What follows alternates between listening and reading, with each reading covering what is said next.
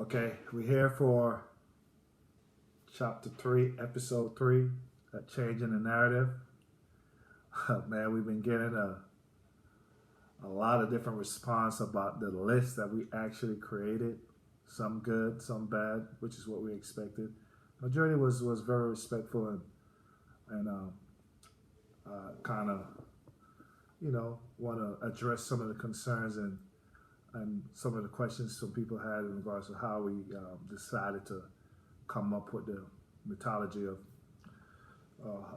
how we put together the list and what criteria and so forth were what we set forth. So again, the number one criteria that we wanted to put forward was, first and foremost, you got to be a Belizean. You got to be a Belizean. So not only a Belizean live in Belize, but a Belizean period, where you're a Belizean in America, anywhere part of the world. You know what I mean? Legally, since we got to get technical about this, legally in our country, if your mom or dad is Belizean, by our law standards, you are considered to be a Belizean. So you're entitled to pretty much all the same benefits of any other Belizeans. So that was very important for us to try to establish. The second thing that we base it on is just talent. And everyone knows talent means the ones who rose to the top in whatever situation or tournaments that they played in. So if you are the best in high school, best in college, you went overseas and played pro, you played on the national team, and third of all, you had to be very impactful. So you had to play some type of impact. If you can make it to the national team level, you probably are already a good player. Now, the difference here with some players is some players made it to the national team and was able to go and play college basketball, which is the next level. Some play college basketball and went to play professional basketball, either in Europe or Central America, South America, or in the continental United States, which is the NBA, CBA, D-League, and so on and so forth. One of the other things that we also looked at was just the overall impact you have amongst your peers. Like, how do your peers actually rate you? I mean, it's cool if you know somebody that knows that you play basketball, but to me, the ultimate ratings come from players that are good, that can actually see your body of work and give you that ultimate stamp of approval. It's not just good enough that, again, someone knows you played semi-pro or you're from certain areas that, you play, and this person knows you very well, and they think, you did well somehow, somewhere, that you should make this list. That's not how this actually works. Again, you have to be get some type of approval from your peers as well. So on that note, again, let's talk a little bit more about what year you started it. Yes, that's very important, and I got it. How it's why some of the all-time greats from the 80s and 70s are not included. Exactly. I mean, we made this statement 3 times in the last video, 3 times, and I guess some of the guys just saw the list and went off the list. But again, guys that played in the 60s, 70s, and 80s, which is in the polar area, Juneau-Mivett area, time zone, and so forth. Those guys were excluded primarily from this list. Those guys are our legend. Those guys set the bar standards, and we need to pay homage to these guys. We are not taking away anything whatsoever from what these guys did.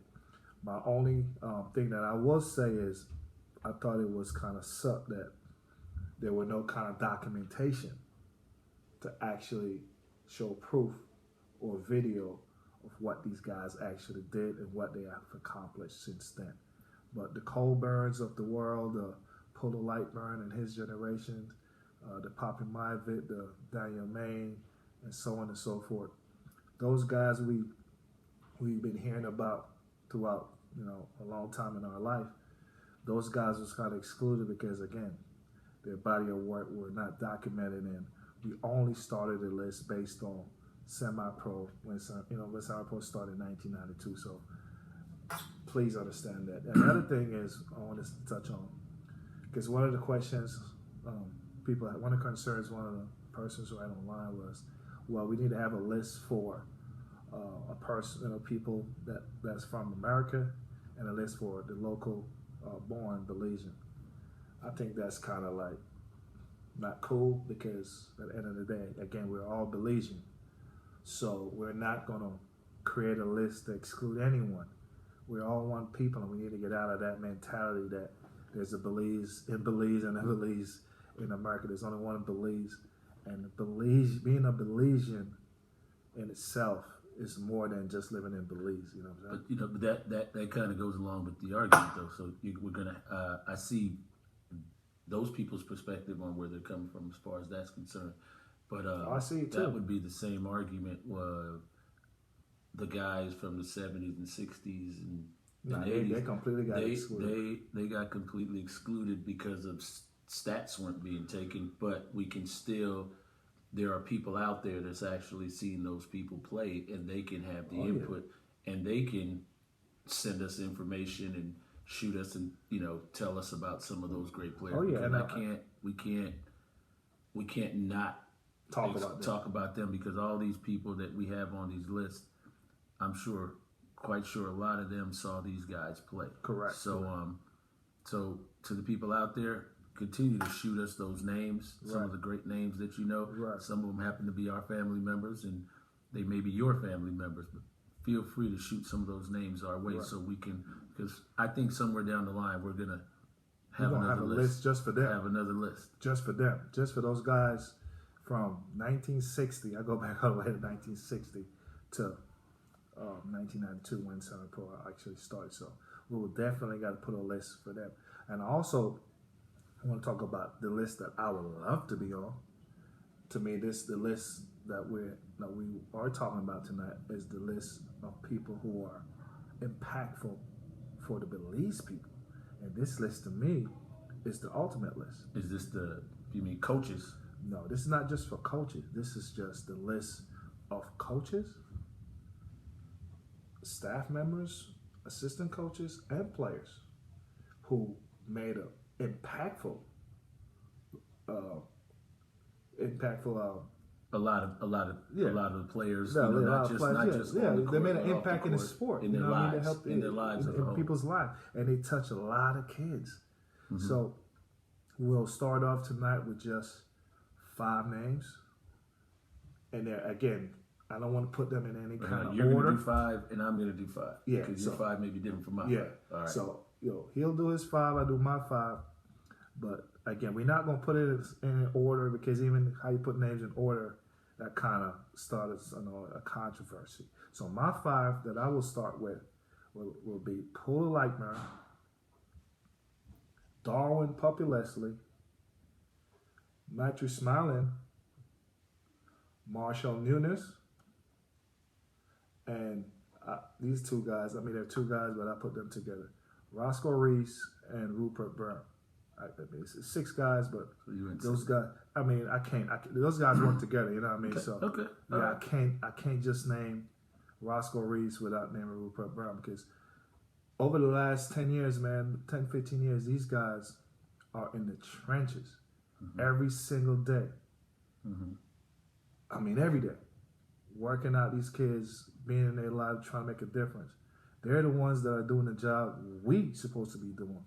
We are the ones that are supposed to be handing down the wisdom and knowledge, and these guys are doing it with a little bit of resources, man. And I think that a lot of people are not giving them the right respect and shout outs that they deserve, and they deserve their flowers too. And there's no disrespect to none of those guys. I mean, I hope they can keep up the good work that they're doing, and I want them to know that I recognize what they're doing, and I'll let my audience know who they are. You know what I mean? So who's your 5? My 5, hands down, number 1, Matthew Smiling. Okay. Number 2, Fred Gabriel. Okay. You can't say one of them without the other. Yeah. Marshall Nunes. Correct. Okay. Pinaz. Okay. Pinaz was a great coach. And last one would be, I would say, I'd have to give it to Mose too. Mose Hyde, yeah. Mose Hyde, yeah. Yeah, and Mose, those guys, when I first got introduced to basketball down in Belize when I was. Those guys were passionate. They were. I mean, I can't even describe the word, but they would put hours and hours of time into getting kids and getting basketball ready and just investing everything they have. I mean, it was amazing to me to see that much camaraderie and just the dedication that a lot of people don't, behind the scenes. And they're doing it for nothing, bro. People don't look behind the scenes. And shout out to all of those guys. I mean, those are my guys. Yeah. I mean, and honorable mention, man, is Cleon Hyde, man. Cleon too, man. Cleon goes on there every year, do his camp. You know what I mean? And every Easter, Easter, man, and he's giving back, man. He's touching a lot of lives, impacting a lot of lives, man. And he's putting in the work too. And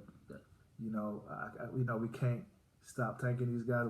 I can't just not mention Cleon too. That's right. How could I forget our cousin? Yeah, our cousin. Cleon Hyde he's been doing basketball camps at Bird's Isle for well over 15 years, and countless kids go there, and he teaches them the fundamentals of the game and just invests his time. And I don't believe he charges the kids any money. No. And it's just a great thing. He introduces some of these kids, and this year I believe this last year he did something for girls. He included girls. So for those of you who may not be aware, yes, every Easter there's a basketball clinic going on at Bird's Isle. Okay, yeah. I mean, the final question that I have, thing I wanted to address was one particular comment that was made. I mean, for the most part, man, even some of the negative comments that we got, it was all respectful. You know what I mean? It was all about basketball and about their list and who they thought their list was. You know what I mean? We definitely for that. You know what I mean? None of us have any problems in who you think should be on the list and why you think your guys are this. I mean, that shows the passion you have for basketball, and we have no objection to that. But the part that I didn't like, or we'll say dislike, was when one of the persons on there mentioned something in the sense that we didn't put a particular person, AC Augustine, on our list because he was from PG. Like, man, first of all, I've been knowing AC since I was a kid. I always thought AC was he lived around like the Krohn Stadium area. He played on Krohn Stadium before he played anywhere else. AC, as a matter of fact, the last time I saw AC was helping me getting a car out of port because I was sending out cars and I had a tire puncture and all that. AC helped me get that car out of there. So AC is one of my friends. I have no problem with AC. And again, he's also a very talented and impactful player. But to take it to, this level where we're talking about where he's from, so he's trying to insinuate that I'm against him because of his geographical location or his ethnicity, or what subgroup he's from. Now, I think that's kind of a low blow. You know what I mean? And we got to stop doing that because I'm against any kind of discrimination, whether it's based on, rich, poor, gay, straight, fat, skinny. But if they look at the list, they can clearly see that was man. Somebody didn't look at the list carefully enough to realize all the names on the list, and that was, I guess they didn't have nothing else to say. But we should, I think we should all be against that because again, with basketball, I've never looked at any of my comrades and want to know where they came from or what ethnic group they from. Right. I just think that was crazy. We don't care, man. I've never done that. I've never asked a man like, who's his ethnicity. This is crazy to me, man.